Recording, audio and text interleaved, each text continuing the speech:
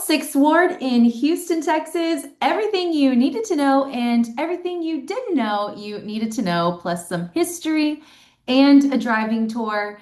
My name is Mariam Hejazi. I've been helping people buy and sell residential real estate for over 12 years, and I've been loving Houston since 1987. Let's get into it. Alrighty, people, we have a lot of history to cover today. So, here, the third largest city in America, Houston, Texas, we'll zoom in for reference. Most of the content I do is centered in the inner loop, which is the circle around the downtown area. Now, Old 6th Ward is a tiny little area in Houston, right here where the mouse cursor is, below Washington Avenue, above Memorial, and between Sawyer and Houston.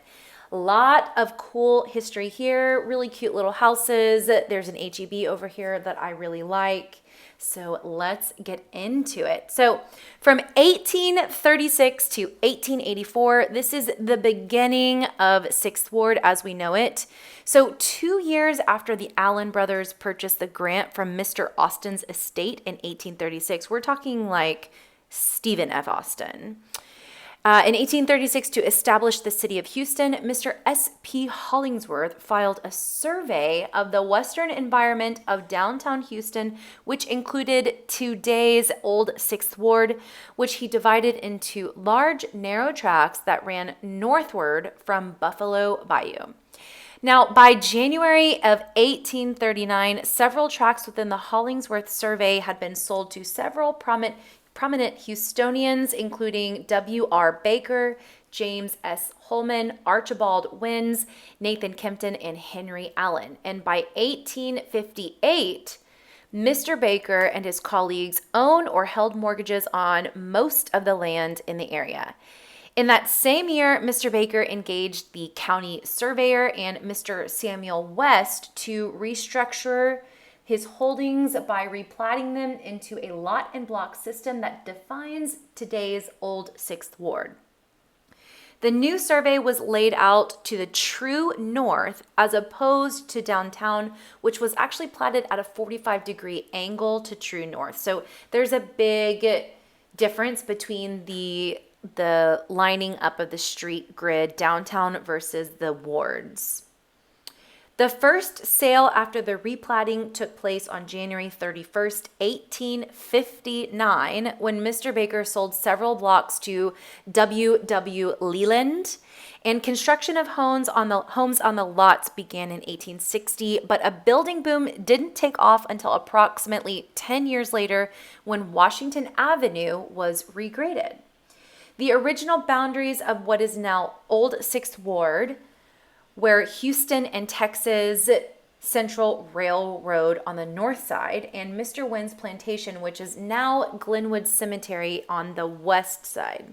The Buffalo Bayou on the south, and Stanley Street, which is now Houston Avenue, to the east. Mr. W.R. Baker was the president of the Houston and Texas Central Railroad and encouraged many of his employees to purchase lots in the 6th Ward due to its location immediately west of downtown. It also became popular with German immigrant families who held farms northwest and west of Houston. These families built in townhouses for them to live in while trading their farm produce downtown and during holiday festivities. Most of these homes were built with timber harvested from their own farmland. There was a park on the south side of Buffalo Bayou, just west of Sabine Street, where today's Eleanor Tinsley Park sits, called Vauxhall. It's Vauxhall, so I'm going to call it Valhall Gardens, which was considered one of the city's first parks. It was very popular for a recreation spot for Houstonians, and many traditional German festivities were hosted there. Now, after the death of Mr. Wins in 1858, his plantation became the site of a short-lived brick quarry, and a group of investors purchased the property and reopened it as the Glenwood Cemetery, which is a current cemetery today, in May of 1871.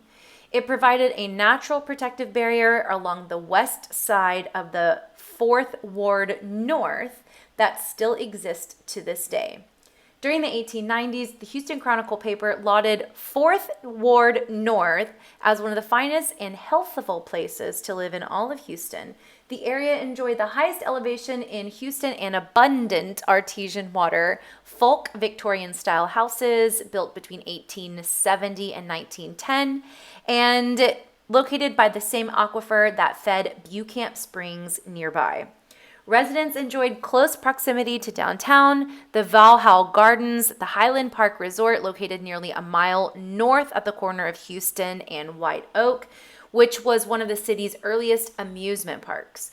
So popular was 4th Ward North that the Chronicle ran a weekly section on it for years, documenting its daily happenings. So now we'll move to the history of 1885 to 1997. By 1885, 4th Ward North, as 6th Ward was originally called, had become well established and was home to people of various descents, especially those of Northern European ancestry. It had no socioeconomic structure, and it was not unusual to see the owner of an oil mill living next door to a railroad laborer and a Baptist minister next to a saloon keeper. The neighborhood grew southbound from Center Street, and the streets extended all the way to the bayou, including Richmond, Nelson, and Bow Streets.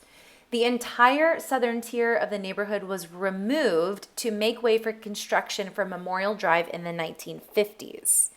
Prior to the development of the Houston Heights in 1893, which I made a video about already that you can go see on my channel, Center Street enjoyed the highest elevation in the city, and 4th Ward North's elite set up housekeeping along that street, which was acknowledged in those days as Uptown's Silk Stocking District. Center Street enjoyed its own streetcar service. However, sadly, only 2 out of that roughly 80 houses that was built along that street still survive today, with one remaining at the southwest corner of Sabine and Center Street, and the other has since been relocated to Kane Street. Desiring to have greater representation in Houston's city council, residents of the 4th Ward North petitioned to have their neighborhood separated from 4th Ward to the south and rename it as 6th Ward. The Houston City Council voted to recognize 6th Ward on January 1 of 1877, but the voters' representation did not change until December 9th of 1895 with a separate ordinance. Immediately afterwards, property values skyrocketed, which ushered in the golden age of Houston's 6th Ward. For the first time, the neighborhood was connected to the city's network of running water and electricity. Larger and more elegant homes, complete with indoor plumbing, were built on the remaining vacant lots. And in other instances, older houses were pushed back to become the rear wings of brand new sections in the front. Some of the former German immigrant in-town houses were also joined together to become larger homes. In 1900, Houston's 6th Ward golden age lasted until the 1920s, when the advent of the automobile led to the rapid growth of new subdivisions along the city's outskirts. These new subdivisions featured inexpensive homes complete with garages, modern bathrooms, and financing packages, which attracted many people from 6th Ward and other older neighborhoods. And by that time, the original generation of homeowners had passed on, and their heirs were eager to offload these properties, unfortunately. Just a tale as old of time. The 6th Ward then entered an 80-year phase when most of her homes were used as multi-tenant rentals and owned and managed by absentee landlords. The country's bicentennial in 1976 ushered in a newfound enthusiasm for the nation's history and historic preservation. The 6th Ward was designated as Houston's first National Registered Historic District in 1978. So now, 1977 to present day. In 1998, the neighborhood was designated again as a City of Houston Municipal Historic District. Since neither designation provide protection from the continued demolition and insensitive alterations of its remaining historic resources, the group of the 6th Ward homeowners petitioned to have the neighborhood designated as a protected historic district. And on August 1 of 2007, the City of Houston Council granted the protections for the old 6th Ward. A century after the 1895 ordinance, the old 6th Ward saw a rebirth of its golden age when many of its rental properties were restored as single-family homes resplendent in their original glory. Some of its old restored houses have won local and national awards, recognizing the old 6th Ward's efforts to preserve her history. Mary Kay Incorporated has donated $20,000 to the Neighborhood Association in honor of its founder, Mary Kay Wagner Ash, who grew up in the neighborhood. The neighborhood has also won recognition from the city and the state. Now, of course, like most of inner city Houston, we do not have zoning, and you can do a lot of crazy things, and that's why 6th Ward has fought really hard for these historic designations. And so, like most of Houston, you're going to see a lot of old stuff, a lot of new stuff, a lot of beautiful stuff, a lot of ugly stuff, a lot of nice stuff, and a lot of not nice stuff crammed into a small area. And that is the blessing and curse of no zoning in Houston. You have the freedom for capitalism and to develop, but it does come at the cost of non-uniformity.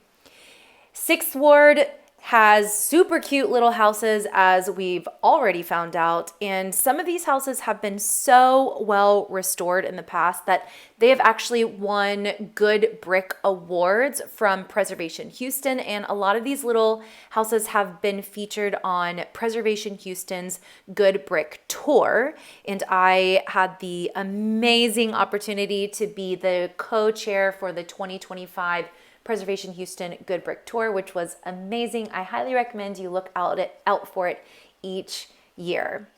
I hope you enjoyed this amazing driving history tour with yours truly, Mariam Hejazi. Please let me know what questions you have and what neighborhoods you'd like to learn about next. Share this with someone who needs to know, and reach out if you are looking for something old and well built in Houston. And again, my name's Mariam Hejazi. I've been helping people buy and sell residential real estate for over 12 years, and I've been loving Houston since 1987. See you on the next one.